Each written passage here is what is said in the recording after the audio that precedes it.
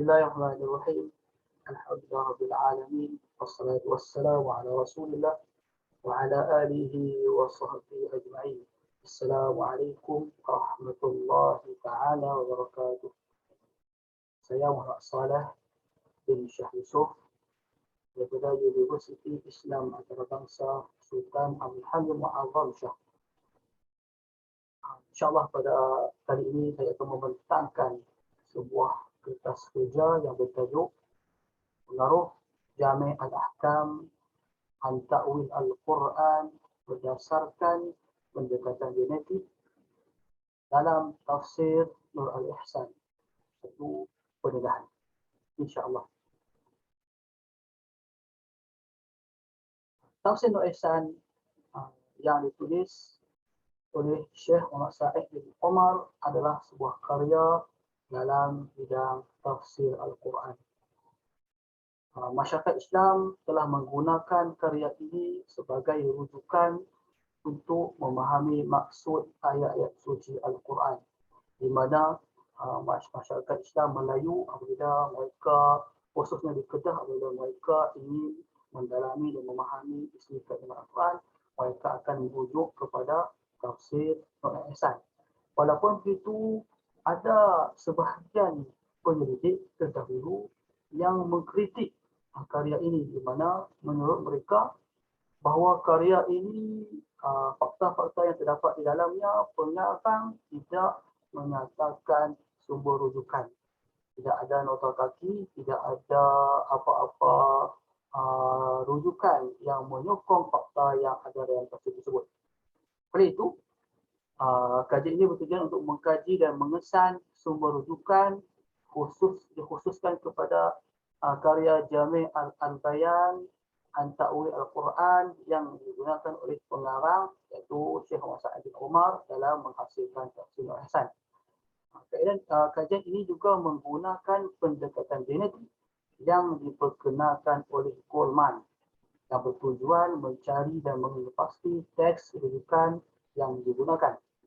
Pengarang tafsir Nur Al-Ihsan menggunakan 4 pendekatan ketika mengolah teks dari karya Jami' Al-Bayan an Ta'wil Al-Quran.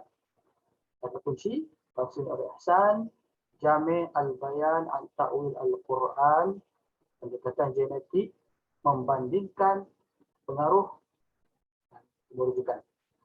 Perbincangan. Penjelitan ini dilakukan terhadap 5 aspek yang dibincangkan dalam tafsir Nur Al-Ihsan, iaitu sabab nuzul ayat, hadis-hadis Nabi, kisah-kisah dari sumber Al-Israiliyat, ayat-ayat An-Nasikh dan Al-Mansukh, dan teks mengenai fadilat-fadilat. Hanya 5 aspek sahaja yang ada kaitan dengan karya Jami' Al-Bayan an Ta'wil Al-Quran yang dibincangkan oleh Syekh Muhammad Sa'id bin Omar, iaitu berkaitan dengan hadis Nabi SAW. Syekh Muhammad Sa'id telah menggunakan 4 pendekatan ketika memindahkan teks dari Jami' Al-Bayan an Ta'wil Al-Quran ke dalam tafsir Nur Al-Ihsan. Iaitu apa dia? Memetik teks secara sedari, memetik teks secara abstrak, menghilangkan beberapa perkataan yang terdapat dalam teks Jami' Al-Bayan an Ta'wil Al-Quran dan menambah keterangan terhadap teks yang dipetik. Jadi maknanya pendekatan yang beliau buat ini ialah ada teks yang beliau nukil secara tepat, secara selari daripada teks karya Jami' Al-Bayan an Ta'wil Al-Quran. Ada juga teks yang dinukil secara maknawi saja, secara abstrak saja. Maksud dia dinukilkan, dipindahkan dalam tafsir Al-Ihsan. Dan juga ada teks yang beliau telah menggugurkan sebahagian ayat dalam teks tersebut, sebahagian kalimah dalam teks tersebut. Dan juga ada teks yang beliau pengarang telah memperluaskan huruf huraian yang terdapat dalam teks yang beliau rujuk. Dapatan kajian ini ialah beliau telah menggunakan 5 pendekatan ketika menukil teks daripada karya Jami' Al-Bayan an Ta'wil Al-Quran, iaitu yang pertama beliau memetik teks secara sedari, iaitu sama teks daripada Al-Jami' Al-Bayan dengan teks tafsir Nur Ihsan itu sama. Beliau memetik secara 100% sama. Apakah teks yang terlibat? Teks yang terlibat ada dua teks semuanya. Yang kedua, penulis iaitu pengarang tafsir Nur Ihsan, beliau memetikkan secara abstrak daripada Jami' al-Bayan an Ta'wil al-Quran. Dalam pendekatan kedua ini hanya terdapat dua teks. Yang ketiga, pengarang menghilangkan ayat atau kalimah tertentu daripada teks yang dinukil dari karya Jami' al-Bayan an Ta'wil al-Quran. Dapat 4 teks di mana pengarang menggunakan cara ketiga ini.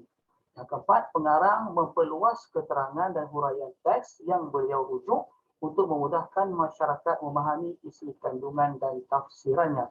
Cara keempat ini hanya melibatkan satu teks sahaja, yang semua ini adalah berkaitan dengan hadis Nabi SAW. Kesimpulan. Berdasarkan kajian dan analisis yang telah dilakukan, kajian ini mendapati bahawa Syekh Muhammad Said hanya mempunyai satu tujuan sahaja ketika merujuk teks dari karya Jami' al-Bayan an Ta'wil al-Quran, iaitu beliau hanya ingin memperkuat tafsiran dan penerangan yang telah dibuat. Oleh itu, kajian ini mendapati beliau berjaya merealisasikan tujuan tersebut. Kejayaan pengarang terhasil apabila teks yang ditulis mengenai satu aspek, misalnya hadis Nabi SAW dalam tafsir Nur Ihsan sesuai dengan teks yang dirujuk dari Jami' al-Bayan an Ta'wil al-Quran, di mana persamaan itu bertepatan dengan bentuk teks dan kandungan teks. Teks daripada karya Jami' al-Bayan dengan teks daripada tafsir Nur Ihsan ini dia sama, dua-duanya sama 100%, jadi membuatkan tujuan pengarang untuk memperkuatkan karyanya itu berhasil. Okey. Kalau kita tengok pada teks daripada tafsir Nur Ihsan, terjemahan dengan teks asal itu kedua-duanya adalah sama, mana lebih kurang sama. Okay. Yang terakhirnya berdasarkan analisis yang telah dibuat, karya Jami' al-Bayan an Ta'wil al-Quran dijadikan rujukan oleh Syekh Muhammad Said hanya pada satu aspek sahaja yang terdapat dalam tafsir Nur Ihsan, iaitu teks tentang hadis Nabi SAW. 100% semuanya tentang hadis Nabi SAW. Oleh itu, artikel ini membuktikan bahawa Syekh Muhammad Said dalam menghasilkan karya berjudul Tafsir Nur Ihsan tidak menggunakan fakta yang tidak berasas atau menggunakan pendapatnya sendiri. Hal ini disebabkan beliau telah menjadikan karya Jami' al-Bayan an Ta'wil al-Quran sebagai salah satu karya yang menjadi rujukannya dalam mentafsirkan ayat-ayat suci Al-Quran. Dan saya berhenti setakat ini saja. Wabillahi taufiq wal hidayah. Wassalamualaikum warahmatullahi taala wabarakatuh.